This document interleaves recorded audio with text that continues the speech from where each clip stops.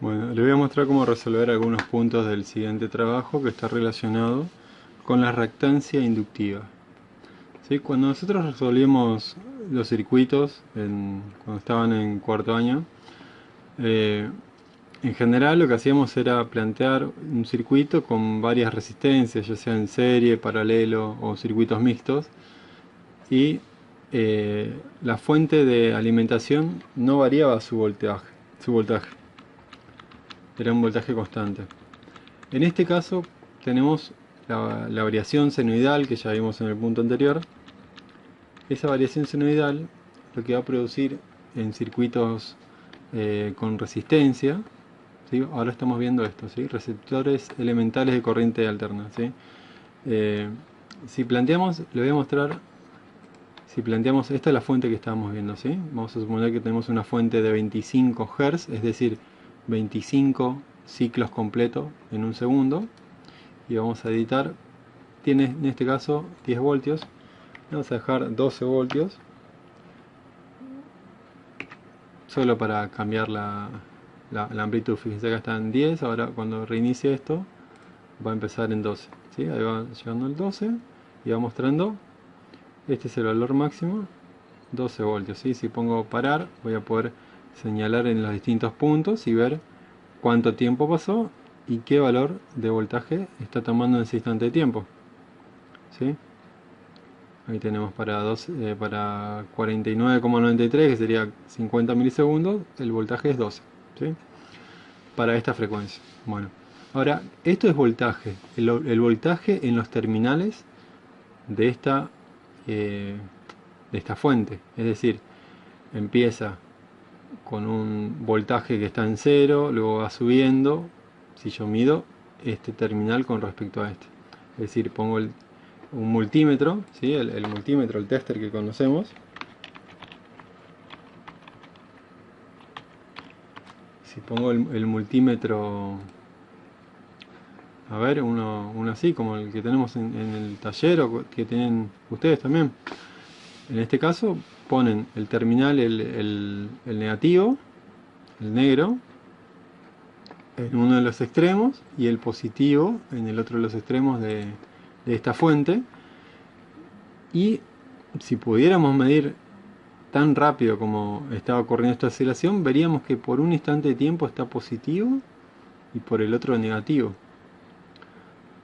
Pero como ocurre tan rápido, estos son, acá en este caso son 25 veces por segundo una oscilación completa. Es decir, que este cambio se va a producir 50 veces por segundo, porque 25 veces es una oscilación completa. Y en cada oscilación completa hay dos cambios. Entonces, para esta frecuencia de 25 Hz, van a ver que este cambio de positivo a negativo se va a producir 50 veces por segundo. Bueno, evidentemente no podemos ver a esa velocidad los cambios, y tampoco el instrumento responde tan rápido. Si bien estos multímetros tienen una frecuencia de muestreo, de reposición del número de la medición, más o menos 3, 5 veces por segundo, no mucho más que eso. Bueno, entonces, pero si pudiéramos medir, o si tenemos una frecuencia más lenta, una frecuencia más baja, lo que sucedería es que sí, lo podríamos ver, digamos, ¿sí? Si esto es, por ejemplo, 1 Hz, quiere decir que esto va a producirse 2 veces por segundo. Entonces nuestro multímetro sí podría ver ese cambio que se produce entre el positivo de un lado y luego que pasa al positivo, al positivo en el otro terminal, y veríamos ese cambio. Igual, de todos modos, esto que estamos simulando acá se puede observar también en el instrumento que llamamos osciloscopio. ¿Sí? Creo que ya lo manejamos con ustedes, que tiene es un instrumento que permite básicamente hacer ese tipo de mediciones como el que estamos viendo acá, es decir, mide voltaje en función del tiempo y nos hace el gráfico de cómo está variando el voltaje. Son este tipo de instrumentos que, bueno, ya lo vamos a manejar cuando podamos volver a las clases presenciales. Vamos a poder recuperar este tipo de prácticas donde podían entender bien las formas de onda y hacer algunos prácticos con este tipo de instrumentos. Pero bueno, es esto básicamente, una forma así, bueno, donde tienen distintos botones donde pueden ajustar la escala vertical, la escala horizontal y distintas características de cómo toma la señal. Bueno, vamos a lo que le queríamos explicar. A esta fuente, si le ponemos una resistencia, voy a poner dibujar, resistencia, y acá lo que voy a hacer es conectar la resistencia acá, ¿sí? Y voy a dibujar también una conexión eléctrica, acá, y de acá para acá, y cierro el circuito. Ahora, ¿qué va a pasar? Aplico un voltaje a la resistencia, ¿sí? Este voltaje que estoy aplicando a la resistencia va a ir variando, por lo tanto también va a ir variando la corriente. Si ahora simulo esto, lo que voy a obtener es, además del gráfico de voltaje, voy a obtener el gráfico de corriente. Fíjense, aparecen dos gráficos. Voy a poner reiniciar para que vean.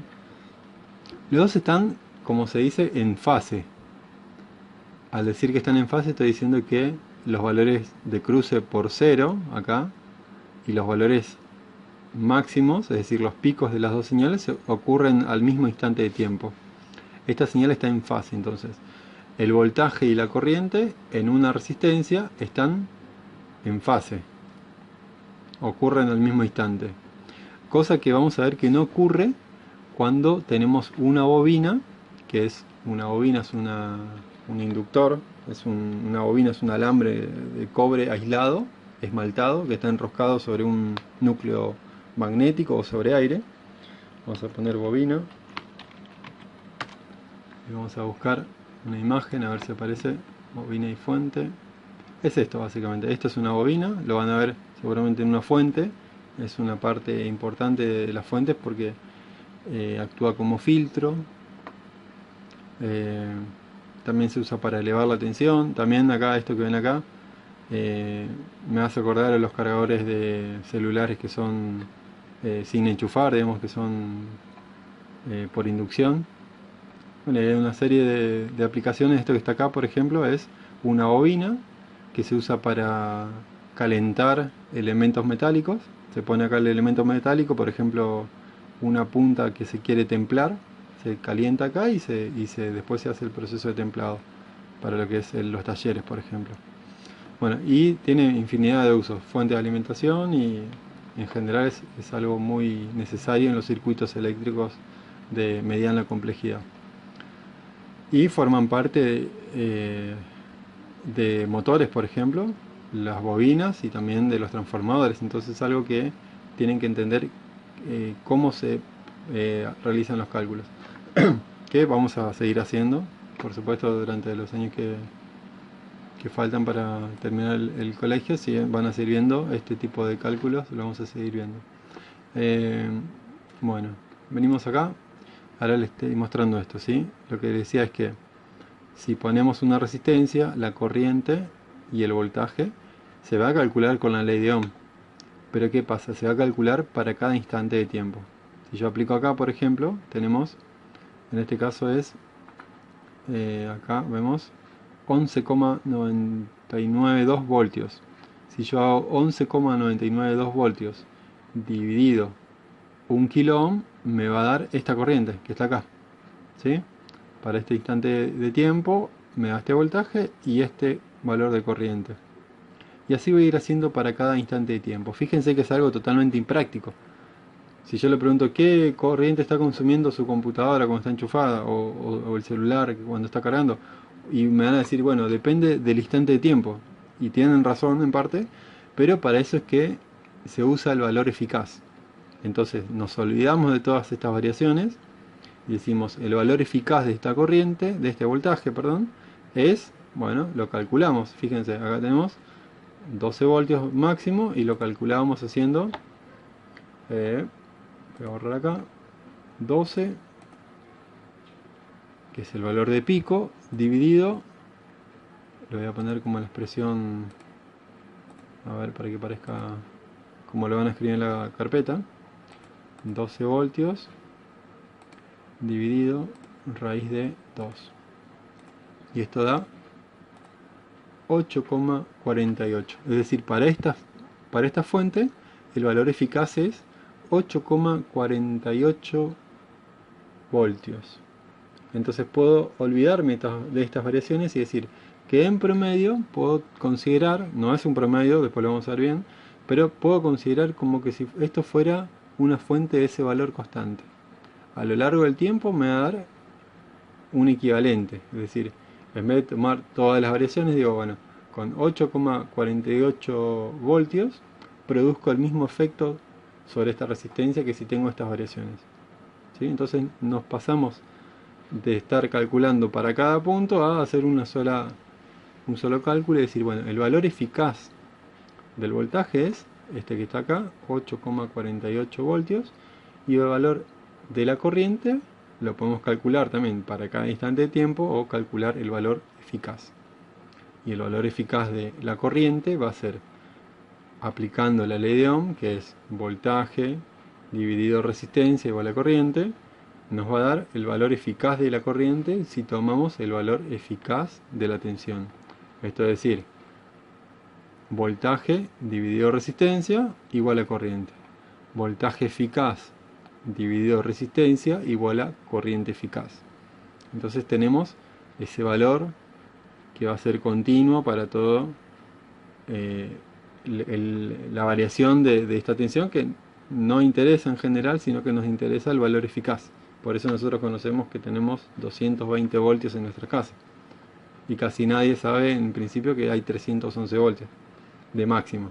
Porque ese pico que ocurre en un pequeño instante de tiempo no es muy útil, sino que nos sirve para como una referencia para poder escribir la ecuación matemática.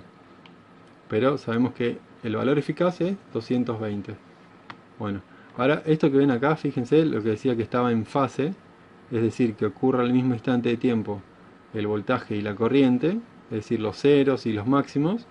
Cuando reemplace esto por una bobina, es decir, por esto, cuyo símbolo es el que le voy a mostrar acá, voy a eliminar esto,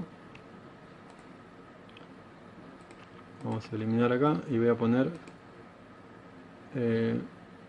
componentes pasivos, inductor, y lo arrastro desde este punto hasta este punto. Ese es el símbolo del inductor. Ahora van a ver algo que es lo que les decía, que ya no van a estar en fase, es decir, el valor máximo y el mínimo van a ocurrir, perdón, los máximos y los mínimos no van a ocurrir al mismo instante, entre la corriente y el voltaje. Ahora les voy a poner reiniciar, vamos a continuar y van a ver, fíjense que hay lo que se llama un desfasaje. Esto se va a repetir, ¿sí? Esto que ven acá es a ver, esto que está acá es voltaje, lo que está en verde, y fíjense que va desde 12 hasta menos 12, ¿sí? O desde 0 hasta 12, después pasa por 0, menos 12, y así, se va repitiendo. Y la corriente va haciendo, tiene un desfasaje, ¿sí? Esto va, mientras, bueno, acá está un poco corrida la señal, pero a ver, vamos a reiniciar.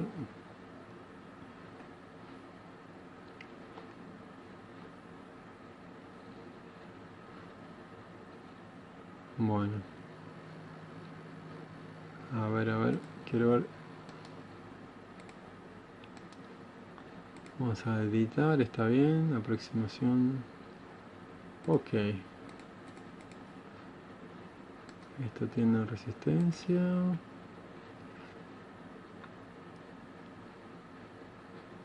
Está bien.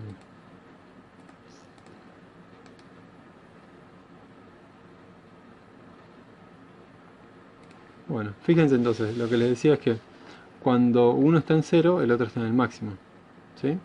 Ese desfasaje que tenemos ahí, sabemos que en una bobina es de 90 grados.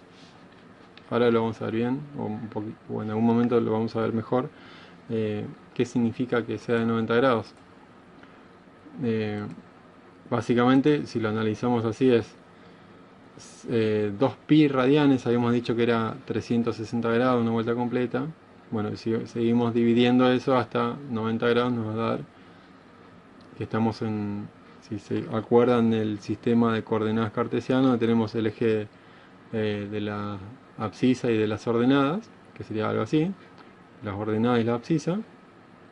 Tenemos que cuando representamos en un plano complejo, que ya lo vamos a ver también el año que viene, el eje de los valores reales y el eje de los valores imaginarios están desplazados 90 grados. Bueno, es con respecto a eso, los 90 grados.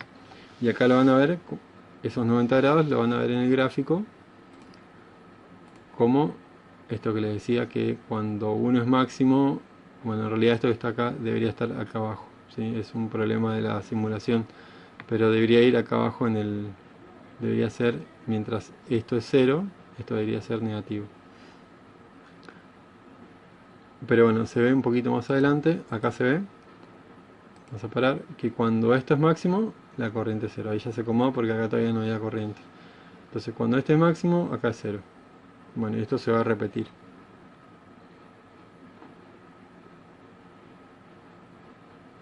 Bueno, esto es entonces una bobina y va a pasar algo parecido. Ahora vamos a lo que es la aplicación de la ley de Ohm. Esto está todo acá en esto, ¿sí? Si ustedes miran acá un poquito, cuando dice receptores elementales, empieza con resistencia. Le explica cómo calcular la resistencia, la corriente, perdón, y es básicamente lo que vimos recién, ¿sí? Acá está lo que les decía de eso que vamos a ver más adelante con el plano complejo para que veamos los desfasajes, así que ahora lo dejamos ahí por ahora. Después tenemos esto, la bobina. Esta parte es importante que la lean y van a ver esto. Así es como debería haber aparecido el gráfico. Es decir, cuando el voltaje es 0, la corriente tiene que ser máxima. Cuando el voltaje es máximo, la corriente tiene que ser 0. Y así se va repitiendo. La corriente es máxima, el voltaje es 0. Esto es por cómo almacena energía la bobina. ¿Sí? Bueno. Ahora, ¿cómo calculamos la corriente que hay en una bobina? Bueno, si nosotros compramos una bobina, entramos a una página de un comercio que vende cosas de electrónica, las bobinas se venden por valor de inductancia. ¿Sí? No, la voy a pedir por la cantidad de milihenrios o microhenrios que tiene esa bobina. Eso está relacionado con cómo interacciona el campo magnético al circular, o no el campo magnético, sino cómo están acopladas las espiras magnéticamente de esa bobina. Si tiene un núcleo magnético o si es un núcleo de aire, va a tener más o menos inductancia. Es decir, que si circula una corriente, cómo se acoplan magnéticamente cada una de esas espiras. Eso es el valor de la inductancia. Y está relacionado, si ustedes leen esta partecita, creo que lo van a entender mejor. Y después me consultan, si quieren. ¿Qué es lo que sucede con la corriente y el voltaje en la bobina? Bueno, veníamos acá. Yo les decía que si quiero calcular cuánto vale la corriente, no voy a usar el valor de la inductancia, sino que voy a necesitar el valor de lo que se llama reactancia inductiva. Cuando aplicamos la ley de Ohm, la ley de Ohm nos dice que para encontrar la corriente tenemos que dividir el voltaje aplicado al elemento por su resistencia. En este caso yo conozco que esto que está acá no es una resistencia, sino que es una inductancia, cuyo valor de inductancia es 1 henrio, para este caso. ¿Sí? Entonces, ¿cómo calculo la corriente en este circuito? Si la ley de Ohm me dice que tengo que dividir voltaje dividido resistencia, o sea, un valor dado en ohms. Bueno, la bobina, que tiene un valor de inductancia, dependiendo de la frecuencia a la que esté sometido, va a tener un valor de resistencia. Y eso lo vemos acá. Ese valor de resistencia, vamos a decirlo entre comillas, que no es resistencia, sino que es reactancia inductiva, se calcula de esta forma. ¿Sí? XL, acá está bien definido, que es la reactancia inductiva, y se mide en ohmios, en ohms. Es decir, que con esto ya podemos aplicar la ley de Ohm. Se calcula de esta forma: 2pi por la frecuencia por L, que es la inductancia. ¿Sí? Por ejemplo, vengo acá y digo, bueno, esta inductancia, acá no está marcado, pero algunas inductancias chiquititas vienen con el valor de cuántos milihenrios o microhenrios tiene. Puedo hacer el cálculo. Para esta frecuencia, esta inductancia va a tener, ¿a dónde está? Acá, esta reactancia inductiva. ¿Sí? ¿Cómo digo esta reactancia inductiva? Es 2 por pi, por la frecuencia a la que está sometido, multiplicado por el valor de la inductancia. Si hago toda esta operación, ese resultado va a estar en ohms. Y a partir de ahí ya puedo aplicar la ley de Ohm y encontrar la corriente, así como está acá.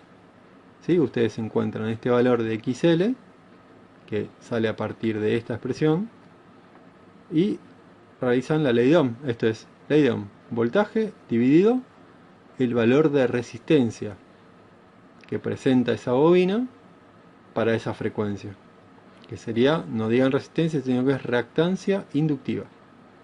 ¿Sí? Entonces, una bobina de una cierta reactancia inductiva que está sometida a una frecuencia, perdón, a la cual se le aplica un voltaje de corriente alterna, va a entregar o va a circular por ella esta corriente.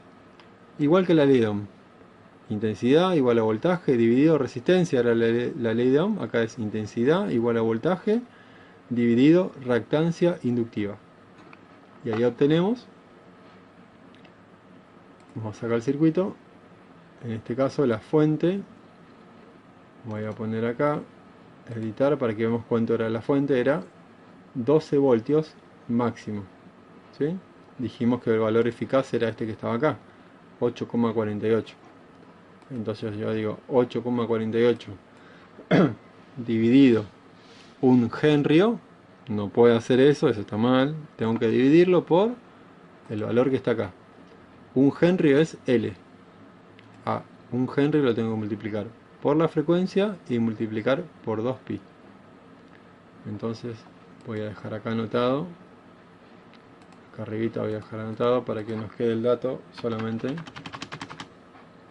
de cuánto era el valor eficaz de voltaje, 8,48 voltios, acá 8,48 voltios,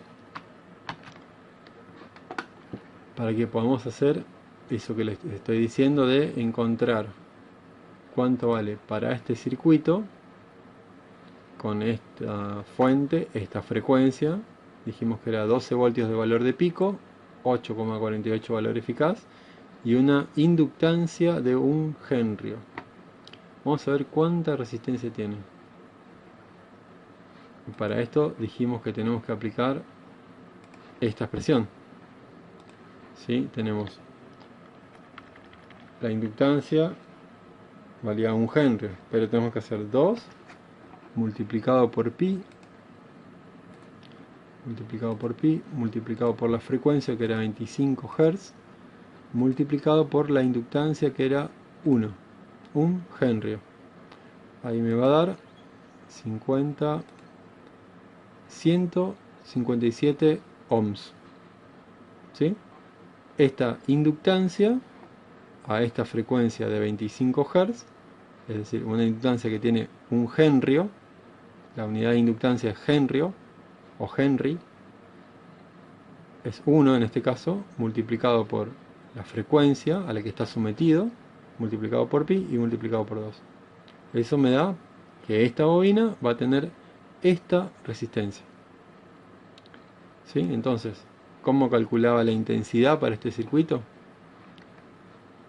Venimos acá y decimos voltaje, 12 voltios, dividido no un henrio, sino la reactancia inductiva, que sería un equivalente a resistencia de esta bobina para esa frecuencia. Entonces digo 12 voltios dividido 157,079. Entonces digo 12 dividido 157, lo que decía ahí, que no lo pongo. Esto me da 0,076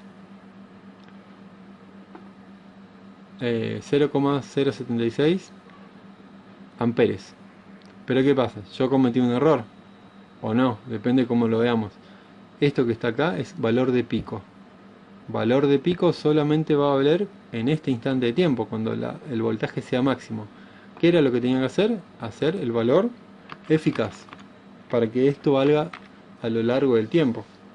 Y ese valor eficaz, lo había anotado acá, 8,48 voltios.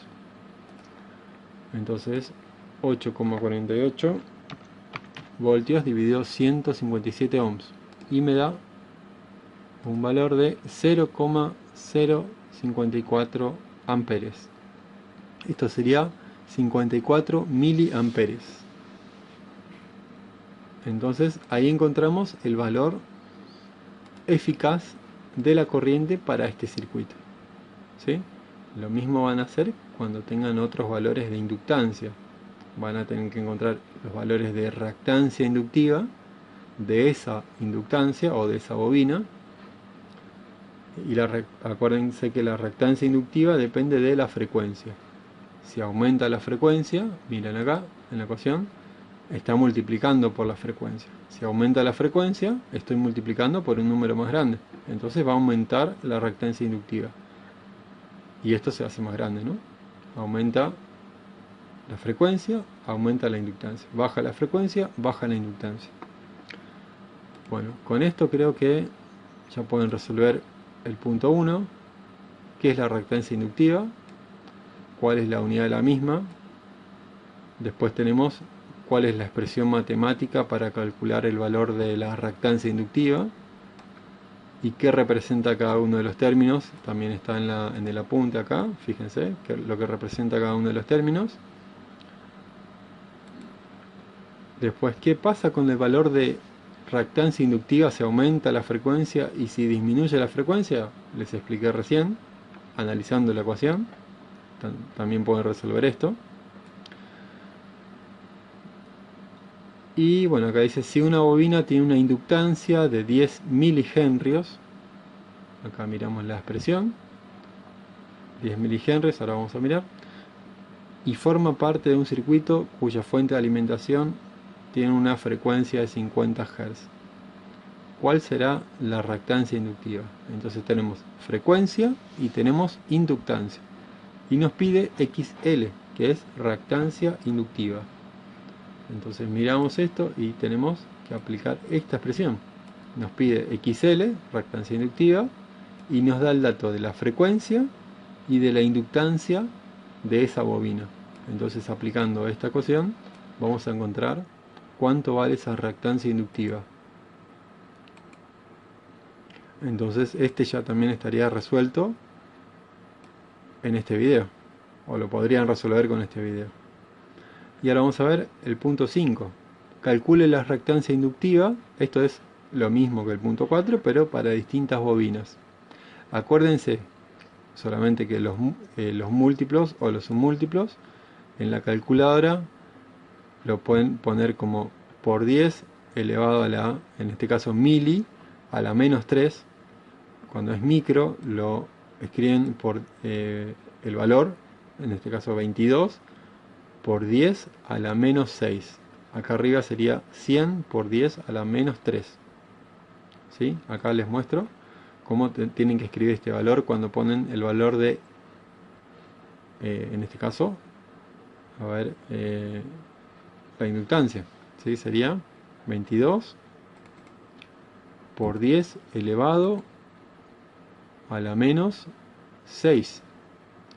Al hacer esto, estoy diciendo que esto vale micro, un submúltiplo micro, 22 micro. No pongo la unidad porque la calculadora no me permite poner unidades, pero estamos hablando de henrios. Y me da, bueno, el valor que corresponda, que es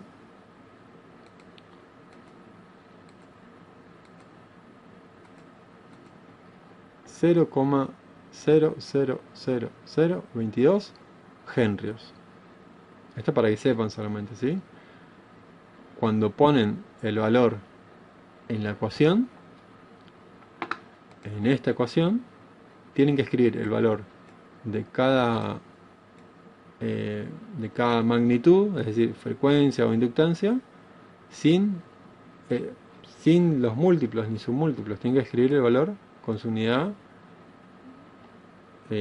original, digamos, sin sin estar expresado con ningún múltiplo ni submúltiplo. Entonces, en este caso, esto sería así como está, como les mostré recién.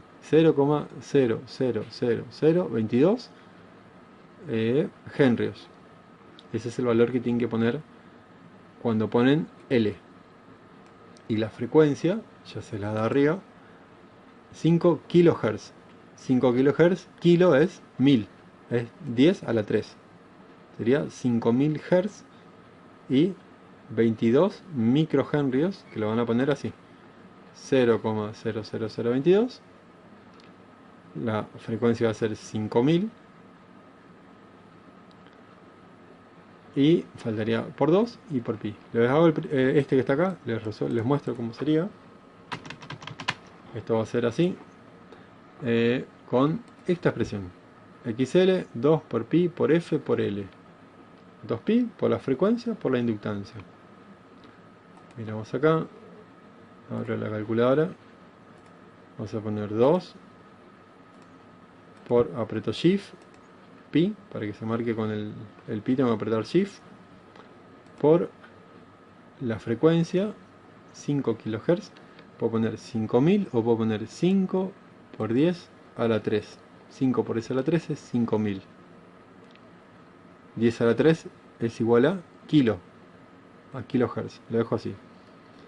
Por 2pi por la frecuencia por la inductancia. La inductancia vale 22 microhenrios por 22 por 10 a la menos 6. Esto sería microhenrios. Le doy igual y esto me da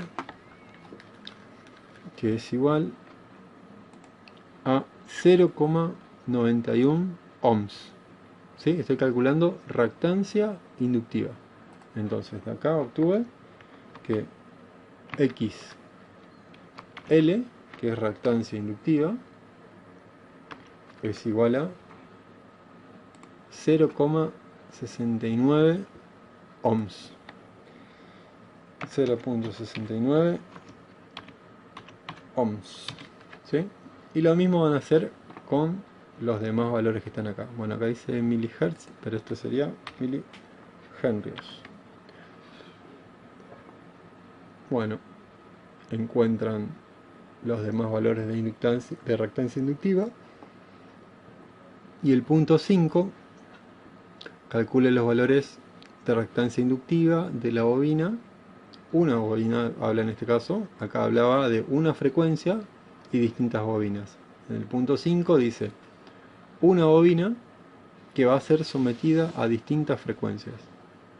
0 Hz, 1000 Hz, 2000, 3000 y así hasta 7000 Hz. ¿Sí? Calculan cuánto vale la reactancia inductiva para cada uno de estos valores y a partir de ahí lo que van a hacer es, en el punto 6, un gráfico